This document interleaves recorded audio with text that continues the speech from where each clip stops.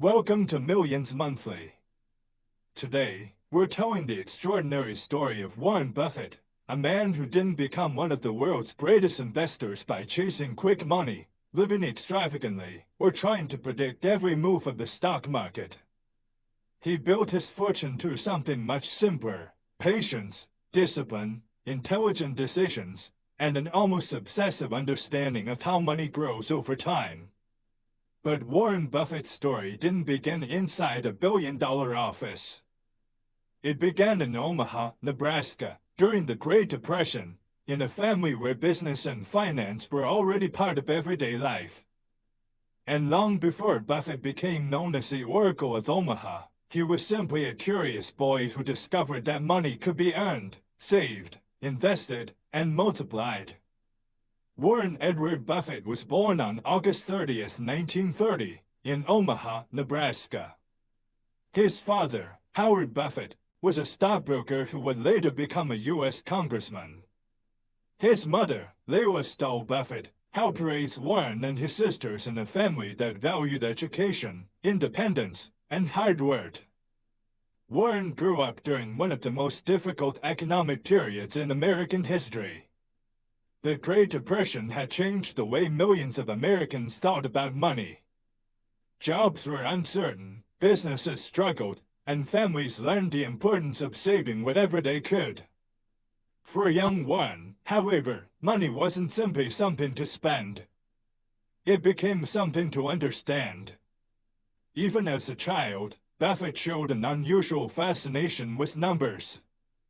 While other children were mostly interested in toys and games, Warren was fascinated by prices, businesses, and the process of making money. He paid attention to how much things cost and how much they could potentially be sold for. He wasn't thinking like a billionaire yet. He was thinking like a young entrepreneur trying to understand the world around him. One of the earliest examples of Buffett's entrepreneurial mindset came through small businesses he started as a child. He sold chewing gum and Coca-Cola products, and later developed a newspaper delivery route. These weren't glamorous businesses. There was no venture capital, no technology startup, and no massive office. There was simply a young boy willing to work and save his earnings. Buffett eventually became a newspaper delivery entrepreneur, delivering newspapers around Omaha. He learned something extremely important from that experience: income is only the beginning. What matters is what you do with the money after you earn it. Instead of spending everything he made, Buffett saved. He began accumulating capital at an age when most children were still learning basic financial concepts. His early earnings gave him something even more valuable than money: they gave him experience. He began looking for ways to put his savings to work. As Buffett grew older, his interest in investing became stronger. He studied stock prices and financial information, and his father provided him with an early introduction to the world of securities. Warren learned that owning a piece of a business through stock was fundamentally different from simply betting on a price going up or down. If you could identify a strong business selling for less than it was worth, you could potentially benefit from its future growth. At just 11 years old, Buffett bought his first shares of stock. The investment was small, but the lesson was enormous. He experienced the emotional reality of investing. Prices could move against you, uncertainty was unavoidable, and patience mattered. This early experience would eventually become one of the central ideas of his career. Don't focus on what the market is doing today. Focus on what the business is worth over the long term. As a teenager, Buffett continued looking for ways to make and save money. He bought a used pinball machine and placed it in a local barber shop, creating another small source of income. He continued his newspaper business and accumulated savings. By the time he was a teenager, he had already developed an entrepreneurial mindset that many adults never acquire. But Buffett's ambitions were growing. He wasn't satisfied with simply earning money. He wanted to understand how wealth worked. After high school, Buffett attended the University of Nebraska, where he studied business. During this period, he discovered a book that would dramatically influence his thinking, The Intelligent Investor by Benjamin Graham. Benjamin Graham was one of the pioneers of value investing. His philosophy emphasized buying securities for less than their underlying value and maintaining a disciplined approach to risk. For Buffett, Graham's ideas were transformative. Suddenly, the world of investing made more sense. The stock market wasn't just a giant scoreboard where prices changed every second. Behind every stock was a real business. And if an investor could understand the business, estimate its value, and buy it at an attractive price, the market's short-term mood didn't have to control the investor's decisions. Buffett eventually attended Columbia Business School, where Benjamin Graham taught. This was a pivotal moment in his life. Imagine being a young man who had already become fascinated with investing and then getting the opportunity to study directly under one of the greatest investment thinkers of the 20th century. Buffett absorbed Graham's philosophy intensely. But something else was happening. Buffett wasn't simply memorizing Graham's principles. He was beginning to develop his own way of thinking. After completing his education, Buffett worked for Graham's investment firm, Graham Newman Corporation, in New York. There, he gained practical experience analyzing companies and securities. He learned how to read financial statements, evaluate businesses, identify undervalued companies, and think independently. Eventually, Buffett returned to Omaha and began managing money for a group of investors through Buffett Partnership Ltd. This period became one of the foundations of his future empire. Buffett wasn't promising overnight riches. He was applying a disciplined investment process. He looked for opportunities where he believed the market price didn't reflect the underlying value. He studied companies. He studied financial statements. He studied management. And perhaps most importantly, he studied human behavior. Because investing isn't only about mathematics. It's also about psychology. When people become extremely optimistic, prices can become disconnected from reality. When fear takes over, excellent businesses can sometimes become available at attractive prices. Buffett learned to remain rational when other people became emotional. Then came Berkshire Hathaway. In the 1960s, Buffett began buying shares of Berkshire Hathaway, a struggling textile company based in New England. At first, the investment was driven by what Buffett believed was an attractive valuation. But the situation eventually became complicated, and Buffett's relationship with Berkshire would change the course of his life. Rather than remaining focused on textiles, Buffett eventually transformed Berkshire Hathaway into a diversified holding company. This transformation is one of the most important chapters in his story.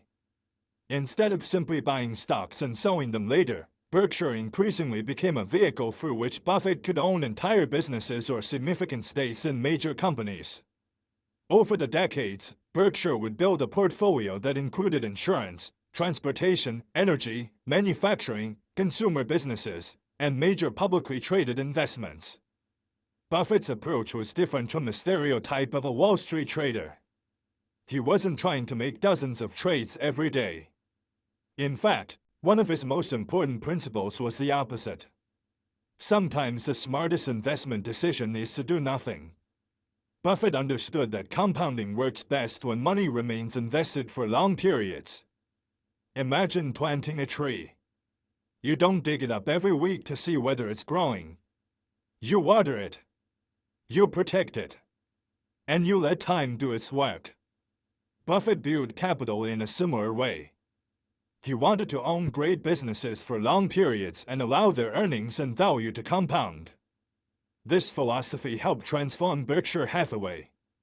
One of Buffett's most famous investments was Coca-Cola. After the stock market crash of 1987 and continued analysis of the company, Berkshire began building a large position in Coca-Cola in the late 1980s. Buffett wasn't simply betting on a popular drink. He was investing in a powerful global brand, a business with enormous distribution, consumer recognition, and the potential to generate cash for many years. This became a classic example of Buffett's investment philosophy. Look for businesses with durable competitive advantages and strong economics. Over the decades, Buffett's reputation grew. Investors around the world began watching his annual letters to Berkshire Hathaway shareholders. Every year, people traveled to Omaha for Berkshire Hathaway's annual meeting. What began as a relatively ordinary corporate gathering became a massive event sometimes referred to as Woodstock for capitalists. Thousands of shareholders gathered to listen to Buffett and his longtime business partner Charlie Munger discuss business, investing, markets, mistakes, and life. Buffett's appeal wasn't simply that he was rich. People listened because he explained complicated financial ideas in surprisingly simple language. He repeatedly emphasized concepts such as living below your means, avoiding unnecessary debt, investing for the long term, understanding what you own, and controlling your emotions. And then there was his lifestyle.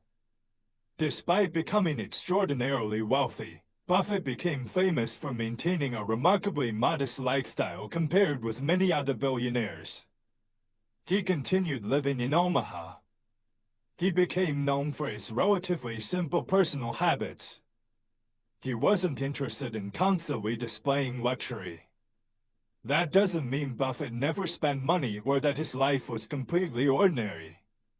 He enjoyed certain luxuries and had interests that reflected his wealth. But compared with his enormous fortune, his personal consumption remained relatively restrained. And that contrast became part of his legend. The man who could afford almost anything didn't seem interested in proving that he could. Buffett's financial philosophy can be summarized in a simple idea: money should give you freedom, not control your life. He once famously compared wealth to a snowball rolling down a hill. The key isn't just how much snow you start with. It's finding a very long hill. That hill is time. Compounding needs time. A small amount of money invested consistently can become significant over decades because the returns themselves begin generating returns. This is why Buffett has repeatedly emphasized the importance of starting early. But there was another lesson behind his success. Avoid catastrophic mistakes. In investing, you don't have to win every time. You simply have to avoid losing so badly that you cannot recover. Buffett made mistakes. Some investments didn't work. The textile business that Berkshire originally operated was ultimately not the great business Buffett initially hoped it could become. He has openly discussed investment mistakes and missed opportunities over the years. One of the most famous examples is his regret over not investing more heavily in companies such as Amazon earlier. But Buffett's ability to admit mistakes became another part of his credibility. He wasn't presenting himself as someone who could predict the future. He was presenting himself as someone who could learn. And perhaps that is one of the most important lessons from his career. You don't need to be perfect. You need to be rational enough to learn from your mistakes. As Berkshire Hathaway grew, Buffett became one of the wealthiest people in the world. But his relationship with money remained unusual. He continued to emphasize that wealth isn't the same thing as happiness. Money can buy comfort.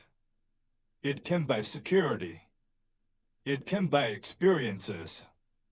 But it cannot automatically create meaningful relationships, good health, character, or a fulfilling life. Buffett repeatedly encouraged young people to think about the reputation they were building. He has argued that when you're young, The most valuable asset you can invest in is yourself. Your skills, your knowledge, your character, your reputation. Because financial wealth can disappear, but the ability to create value can continue for decades. Another major part of Buffett's story is philanthropy. He eventually committed to giving the overwhelming majority of his wealth to charitable causes. He became one of the world's most prominent philanthropic donors and worked closely with the Bill and Melinda Gates Foundation and other charitable organizations. His philosophy was straightforward. He believed that enormous wealth should ultimately be used to improve the lives of others. This created another fascinating contrast. Buffett spent decades learning how to compound money. Then he began focusing increasingly on how that accumulated wealth could be transferred toward causes he believed could make a difference. His story, therefore, isn't simply about becoming rich. It's about what happens after you become rich. What do you do with the money? What does it mean? And what kind of legacy does it create? As Buffett entered his later decades, Berkshire Hathaway continued to evolve. The company expanded into numerous industries and accumulated enormous amounts of capital. Buffett's annual shareholder letters became essential reading for investors. His simple language often contained profound financial lessons. He encouraged investors to think of stocks as ownership interests in businesses rather than pieces of paper moving around on a screen. He emphasized economic moats, advantages that protect a company from competition. He valued strong management. He valued predictable earnings. And he repeatedly warned against investing in businesses you don't understand. That principle became known as staying within your circle of competence. You don't need to understand every industry. You only need to understand the businesses you choose to invest in. For millions of ordinary Americans, this philosophy became accessible because Buffett didn't present investing as a mysterious game reserved for Wall Street professionals. Instead, he often described it as rational ownership. If you can understand a business, evaluate its economics, and buy it at a reasonable price, you can participate in the growth of that business. Of course, investing is never guaranteed. Markets fall. Businesses fail. Economic conditions change. Interest rates move. Unexpected events happen. Buffett's success doesn't mean every investor will become a billionaire. It means that certain principles can improve the probability of making better decisions. Save. Invest. Be patient. Avoid unnecessary debt. Understand what you're buying. Don't let fear and greed control you. And give compounding enough time to work. These ideas sound simple. But simple doesn't mean easy. The hardest part is often psychological. When markets rise, people become greedy. When markets crash, people become afraid. Buffett's greatest advantage may have been his ability to remain emotionally disciplined. He understood that the market would always offer opportunities. There was no need to chase everyone. There was no need to panic every time prices fell. And there was no need to prove that he was smarter than everyone else. Sometimes patience was the smartest move. That mindset made Warren Buffett different. He didn't build his fortune through a single revolutionary invention. He didn't create a social media empire. He didn't invent a new technology. He built wealth through ownership, discipline, analysis, and time. From a young boy counting coins in Omaha to the elderly investor sitting at the helm of Berkshire Hathaway, the basic idea remained remarkably consistent. Make intelligent decisions. Save what you can. Invest what you don't need immediately. Give your investments time. and avoid destroying your capital through reckless decisions. Today, Warren Buffett's name has become almost synonymous with long-term investing.